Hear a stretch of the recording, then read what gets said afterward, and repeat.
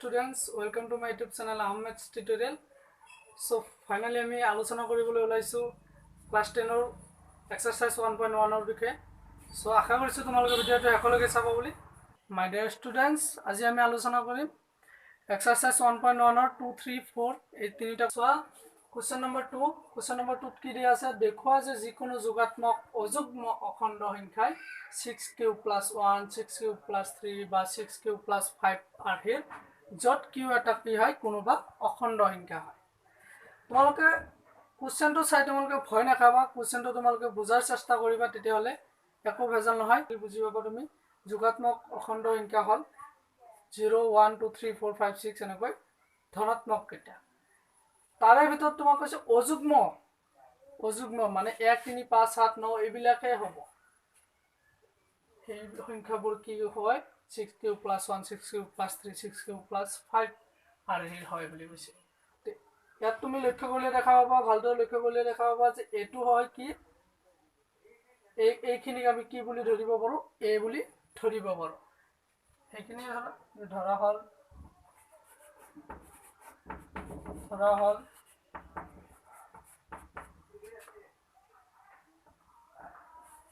এটা যোগাত্মক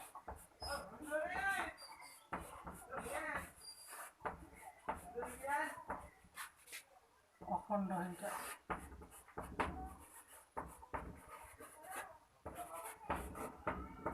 এটা যোগাত্মক অখণ্ড সংখ্যা। এ মানে এইখিনি, গতিকে এ যদি এইখিনি হয়, এ মানে আমি কি পাইছিলো যে বি কিউ প্লাস আর পাইছিলো, গতিকে এ মানে যদি এইখিনি হয় বি কিউ প্লাস আর মানে বি মানে কিমান পাই আছো আমি 6 পাই আছো। ইয়াত লিখিব পাৰো যে therefore b is equal 6, b 6 পাওয়ার লগে অর্থাৎ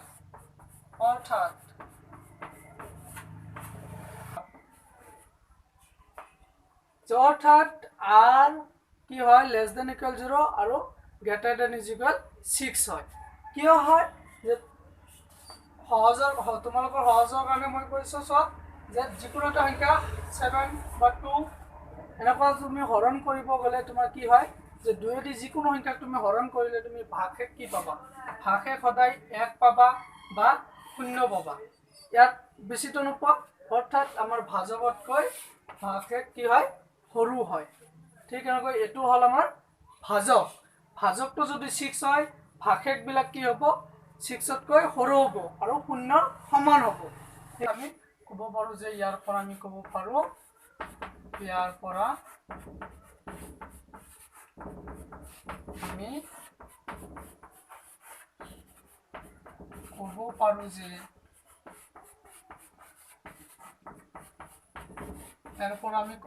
যে হাৰৰ মান কি হ'ব r is equal 0 1 2 3 4 5 এইখিনি হ'ব যে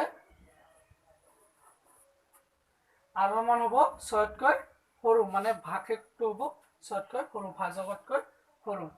আৰৰ মান আমি পাই গলো, গতিকে এৰ মান কি হ'ব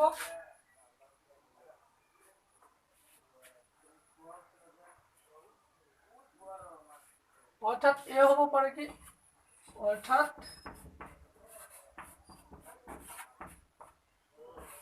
এ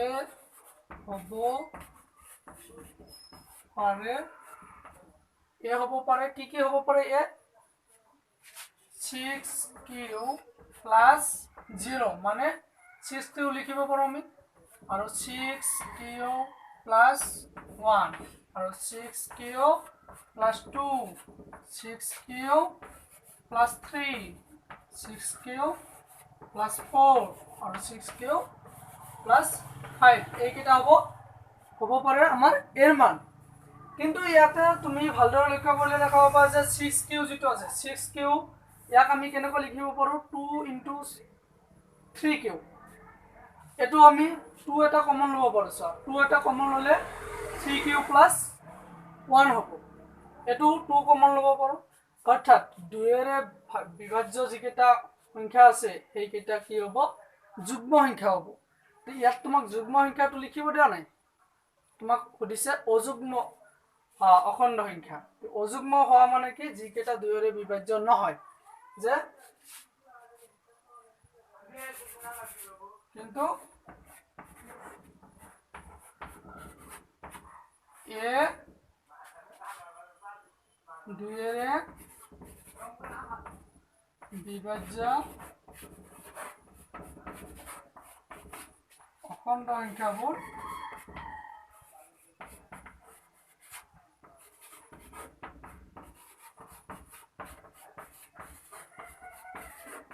হ'ব নোৱাৰে। দুইৰে বিভাজ্য অখণ্ড সংখ্যাবোৰ হ'ব নোৱাৰে। অৰ্থাৎ কি কি হ'ব পাৰে? অৰ্থাৎ হ'ব পাৰে, অৰ্থাৎ এ হ'ব পাৰে কি কি 6 কিউ, দুইৰে বিভাজ্য 6 কিউ প্লাস 1 দুইৰে বিভাজ্য নহয়, এটো হ'ব পাৰে 6 কিউ প্লাস 1, 6 কিউ প্লাস 3 আৰু 6 কিউ প্লাস 5। তোমাক কোৱেশ্চনটো এটোৱে কৰিছিল যে তোমাক দেখুৱাব দিছিল যে যিকোনো যোগাত্মক অযুগ্ম অখণ্ড সংখ্যা কি হয় 6 কিউ প্লাস 1, 6 কিউ প্লাস 3 আৰু 6 কিউ প্লাস 5 ৰূপত হয়। কোৱেশ্চন নম্বৰ 3 কৈছে 616 মানে 616 সদস্যৰ এটা শূন্য বাহিনীৰ গোটে 32 জনীয়া এটা সেনা দলৰ পিছে পিছে কি কৰিলে কদম খোজ কাঢ়ি কাঢ়ি যাবলগীয়া হ'ল। 616 জনীয়া এটা সেনা দলৰ সদস্যই 32 জনীয়া সদস্যৰ পিছে পিছে কদম খোজ কাঢ়ি যাবলগীয়া হ'ল। দুয়োটা দলে একে সমান স্তম্ভত কদম খোজ কাঢ়িবলগীয়া হ'ল। তেওঁলোকে খোজ কাঢ়িবলগীয়া স্তম্ভৰ উচ্চতম সংখ্যাটো কি লিখা।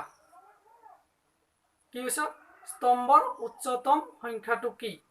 কোৱেশ্চনটো আগতে কৈছে, কোৱেশ্চনটো ভালদৰে তুমি পঢ়ি ললে তোমালোকৰ সহজ হৈ যাব। কোৱেশ্চনটো বুজাৰ চেষ্টা কৰিবা সদায়। উচ্চতম সংখ্যা মানে কি? উচ্চতম মানে হল গৰিষ্ঠ।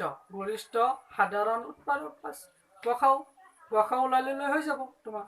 গসাউ কিহৰ কিহৰ ওলাব লাগিব 616 মানে 16 আৰু 32 গসাউ উলিয়াব লাগিব। যে সেনা দলৰ ইয়াত আমি কেনেকৈ লিখিম অলপ সজাই পৰা লিখিব লাগিব যে সেনা দলৰ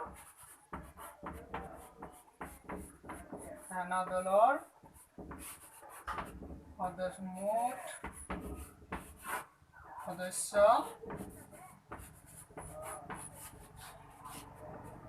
616 আৰু 32 জন। সেনা দলৰ মুঠ সদস্য হল 616 আৰু 32 জন। গতিকে ইয়াতৰ সৰ্বাধিক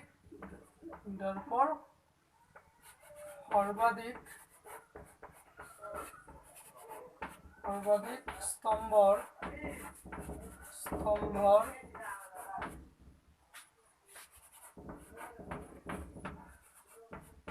সংখ্যা হ'ব 616 আৰু 32ৰ গসাউ। 616 আৰু 32ৰ গসাউ ওলালে কি হৈ যাব সেনা দলৰ সৰ্বাধিক স্তম্ভৰ সংখ্যা ওলাই যাব। ইয়াত তুমি 616 আৰু 32ৰ গসাউ ওলাই লোৱা। গসাউ আমি কেনেকৈ ওলাম যে ডাঙৰ সংখ্যাটো সৰু সংখ্যাটোৰে হৰণ 616 32ৰে হৰণ। 32ক যদি আমি 10 দি কৰো 3 20 হৈ যাব, আধা হল। বেছি 20 দি যদি কৰো 20 হলে কি হ'ব 640 হৈ যাব। 640 হলে বেছি হৈ আছে আৰু 1 কমাই আনা, 1 কমাই আনিলে 32 কমাইলে 608 হয়। 19 বাৰ দিলে 608 থাকিব কিমান 8। এই 8 দি আমি কাক হৰণ কৰিম এবাৰ আকৌ 32ক হৰণ কৰিম। কিমান বাৰ যাব যে 616 সমান কিমান 616 সমান 32 পূৰণ 19 যোগ 8। তাৰপিছত আছিলে 32 সমান 8 পূৰণ 4 যোগ 0। অৰ্থাৎ আমি কি লিখিব পাৰো যে 6 16 আৰু 32 গসাউ কিমান 8 হ'ব কাৰণ শেষৰ ভাজকটো আছিল কিমান 8 সেইকাৰণে ইয়াৰ গসাউ হ'ল 8 যেহেতু গসাউ 8 হ'ল 6 16 আৰু 32 গসাউ 8 হ'ল গতিকে ইয়াতৰ সৰ্বাধিক স্তম্ভৰ সংখ্যা কি হ'ব 8 যে হেনাদলৰ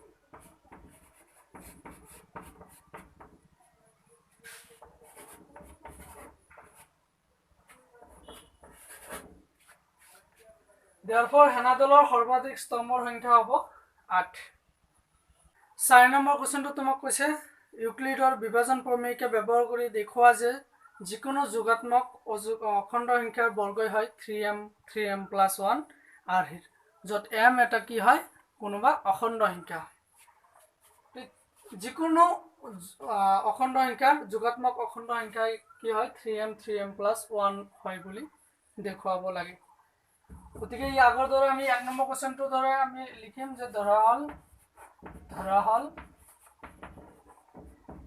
এটা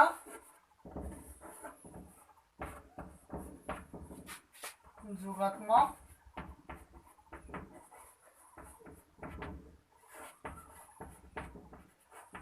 অখণ্ড সংখ্যা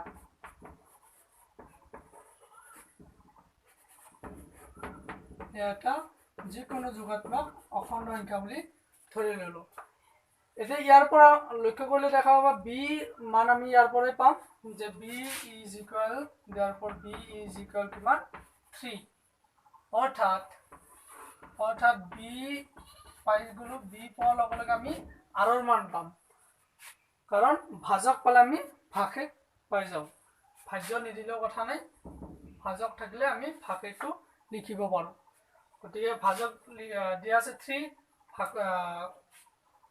ভাগটো কি হ'ব বাকি কি হ'ব r =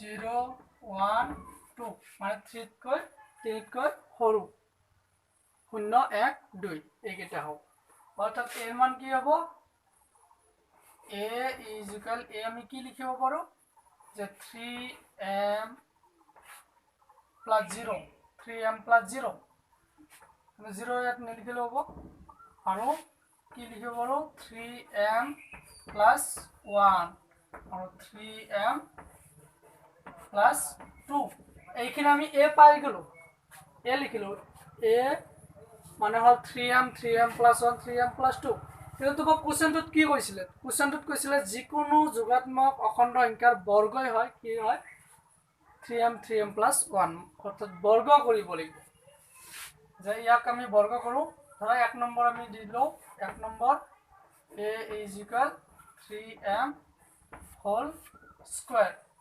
3m square মানে কি হ'ব 9m square 9m square আমি কেনেকৈ লিখিব পাৰো যে 3 * 3m square য'ত 3m টো আমি m বুলি ধৰিব পাৰো 3m টো m বুলি ধৰিলে কি হ'ব 3m হৈ যাব 3m square টো m বুলি ধৰিলে 3m হৈ যাব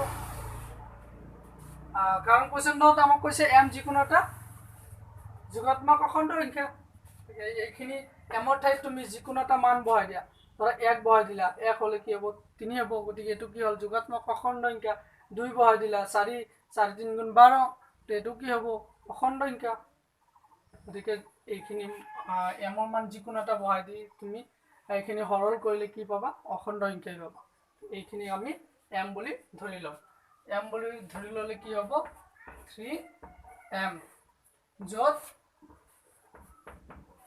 m এটা অখণ্ড সংখ্যা ইয়াত লিখি ল'ব পৰা য'ত m এটা অখণ্ড সংখ্যা এবাৰ আমি 2